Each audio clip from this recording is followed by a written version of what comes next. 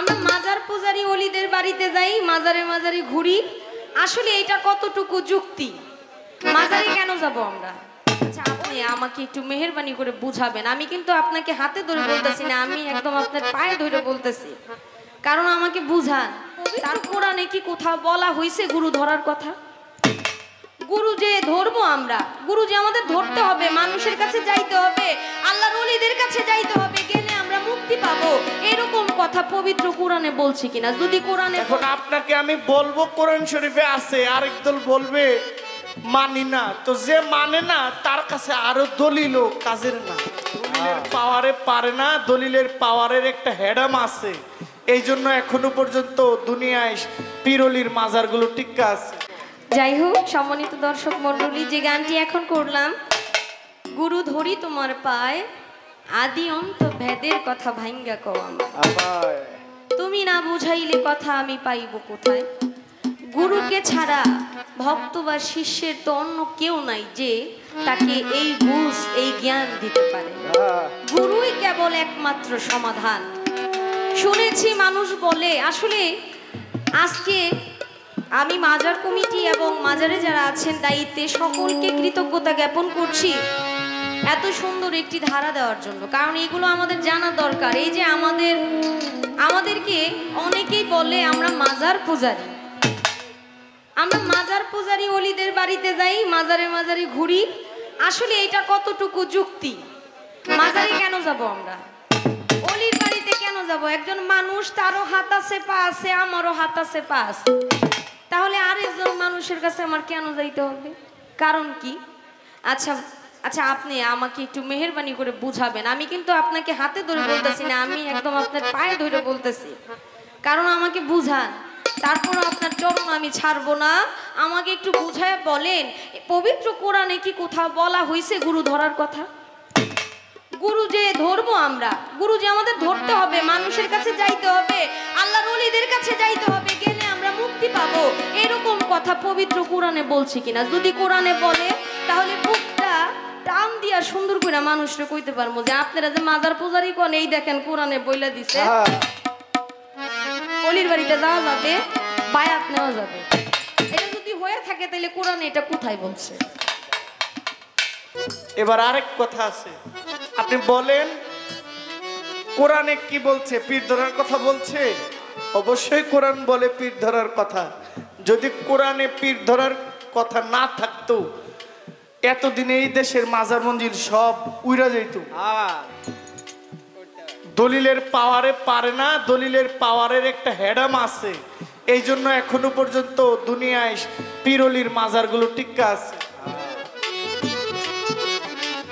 এখন আপনাকে আমি বলবো কোরআন শরীফে আছে, আরেক দল বলবে মানি না, তো যে মানে না তার কাছে আরো দলিল কাজের না। আর যার মধ্যে আকীদা আছে যে আমি জানি না তো কি হয়েছে, আমি জানতে চাই, গ্রামের শুক্রবারের জুম্মার দিন ইমাম সাহেবের কাছে গিয়েও যদি বলেন কোরআনে কোথায় বলে, কোরআনে সূরা নিসার 59 নম্বর আয়াতে বলছে তোমরা অনুসরণ করো আমার আল্লাহকে, তোমার রবকে, তোমার নবীকে এবং অলিল আমরি, তাদেরকে যারা আল্লাহর পথে মনোনীত হয়েছে।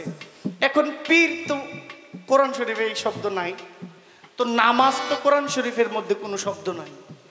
কোরআন শরীফের নামাজের অপরে নামাজকে যে ভাষায় বোঝানো হয়েছে তার আরবি বলা হয়েছে আকিমুস সালাত। কোরআন শরীফে তো রোজা বলতে কোনো শব্দ নাই, আছে সিয়াম।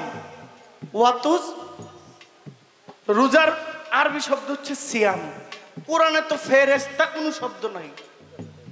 আল্লাহর কোটি কোটি ফেরেশতা আল্লাহ সৃষ্টি করেছেন, কোরআন শরীফের কোথাও ফেরেশতা এই শব্দটা নেই। কি আছে? মালাইকা। মালাইকা মানে ফেরেশতা। যাকাত মানে মুক্ত হস্তে দান করা। রোজা মানে সিয়াম পালন করা। রোজা রাখো, সিয়াম সাধনা করো, নামাজ পড়ো মানে যাকাত সালাত কায়েম করো। এখন তো পীর শব্দটা কোরআনে নাই। পীর শব্দের অপরিচিত কি আছে? আছে অলি। অলি মানে শায়ক, শায়ক মানে মুরব্বী, মুরব্বী মানে গুরু। আর গুরুকে পথ প্রদর্শক, যে অন্ধকারকে আলোকিত করতে পারে, যে মূর্খ ব্যক্তিকে গান দিতে পারে সে হয় গুরু। ওলি মানে মুর্শিদ। কোরআন শরীফে এই শব্দ আছে। আল্লাহর রাসূল বলেছেন, আল্লাহ কোরআন শরীফে আরো বলছেন, আল্লাহর নবীকে সূরা মুমতাহিনার 12 নম্বর আয়াত কি বলছে, যে নবী আপনি শুধু পুরুষ না, আপনি মেয়ে লোককেও বায়াত গ্রহণ করান, আপনি নারীদেরকেও বায়াত দেন। সূরা মুমতাহিনা আয়াত নাম্বার 12। এখন আমরা এগুলো দেখতেছি, কোরআন শরীফে মুমতাহিনায় বলা হয়েছে। আপনারা এখন দেখেন, মোবাইলে সার্চ করে দেখেন যে নারীদের বায়াতের কথা কোথায় বলা আছে। আমার বয়সের ভাইয়েরা কোরআন শরীফ আছে, পড়ছে, দেখছে, এরপরেও এখানে প্যান্ডেল থেকে বাইরে হয়ে গেব মাজার পূজারি বন্ধ। কি দিনভর মাজারের তাবারক সিন্নি খাওয়ানো হইল, দিনভর খাইলাম, মাজারের বাউন্ডারির বাইরে গিয়ে কইতেছি হালা বন্ধ। আপনাকে দেখাইলাম কোরআনে আছে, সব করাইলাম, সব বললাম, তারপরেও আপনি মানেন না। এখন আমি কি আপনাকে জোর করে মানাইতে পারবো? যদি মন কি, যদি তোর ডাক শুনে কেউ না আসে একলা চলো, এই হইল আপনার কথা। কোরআনে বিভিন্ন জায়গায় আছে, অনেক জায়গায় বারবার বলা আছে। সূরা বনী ইসরাইলের ৭১ নম্বর আয়াতের মধ্যে বলছেন, আল্লাহ বলছেন, কাল হাসরের ময়দানে আমি যাদেরকে ডাকবো তাদের নেতা সহ ডাকবো। এখন আমাদের একজন নেতা লাগবে না? এই দেশে আমি যার পিছনে রাজনীতি করেছি সে আমার নেতা, সে তো আমার দলীয় নেতা, কিন্তু আমার কবরের নেতাকে, আমার কবরের একজন নেতা লাগবে, কবরের একজন গুরু লাগবে। আর এই কবরের গুরুটাই হচ্ছে আপনার পীর, আপনার মুর্শিদ, আপনার গুরু, যাকে আপনি সর্বোচ্চ দিয়ে বলেন। এই পর্যন্ত আমার কথা। আমি তো আগেই বলছি, বাবা আমাকে সুযোগটা একটু দিবেন। প্রশ্ন যেখানে করেছে এই সব কথার উত্তর কিন্তু গানের মধ্যে হয়ে গেছে। যদি এই গান না গাইতাম এই পুরা কথার জবাব দিতে আরো অনেক সময় লাগতো। ধন্যবাদ আপনাদেরকে, অনেক সুযোগ দিয়েছেন। মুর্শিদ রূপে ফানা হও মন, ওই নাম বিনে গতি নাই, আদম সুরতের মাঝে মুর্শিদ রূপে খেলছে রে।